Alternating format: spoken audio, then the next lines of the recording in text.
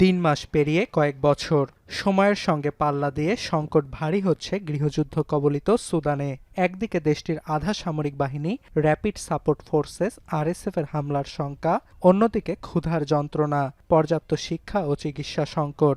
সব মিলিয়ে দুঃখ দুর্দশার অন্ত নেই সুদানের বাস্তুচ্যুতদের।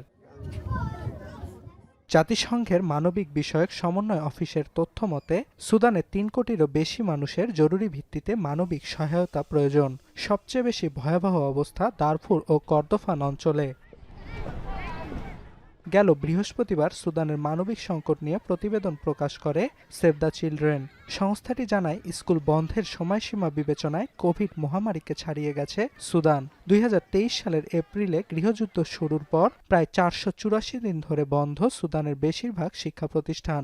শিক্ষণ কার্যক্রম থেকে বঞ্চিত দেশটির ৮০ লাখেরও বেশি শিশু।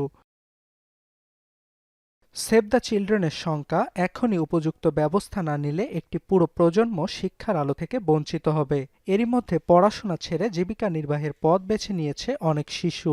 It means that these children will never have the same chance of continuing education.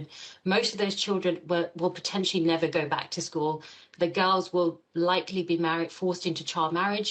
এদিকে জীবন বাঁচাতে গৃহস্থালির বাইরেও কাজ শুরু করছেন নারীরা। পুরুষতান্ত্রিক বাধ্যবাধকতা ভুলে বাস্তুচ্যুত মায়েরা সন্তানের মুখে দুমুঠো খাবার তুলে দিতে প্রখর রোদেও কাজ করছেন। তবুও দিন শেষে বঞ্চিত হচ্ছেন পর্যাপ্ত মজুরি থেকে। Medical and relief aid to displaced families, but we also help the women turn into breadwinners who earn their living instead of just receiving aid. সুদানের সেনাবাহিনী ও আধা সামরিক আরএসএফ এর মধ্যকার চলমান সংঘাতের কারণে ভিটেমাটি হারিয়ে বাস্তুচ্যুত আনুমানিক ১,৩৬,০০,০০০ মানুষ। এ সময় প্রাণ হারিয়েছেন কয়েক হাজার মানুষ। এছাড়া ভয়াবহ যৌন সহিংসতার শিকার হয় অনেক নারী। অর্ণব প্রসাদ, এখন বিশ্ব। সানবিট সব দিবে সামাল। সানবিট ম্যাজিক প্রেস ডিশওয়াশিং এর মাথা ঘোরানো সলিউশন।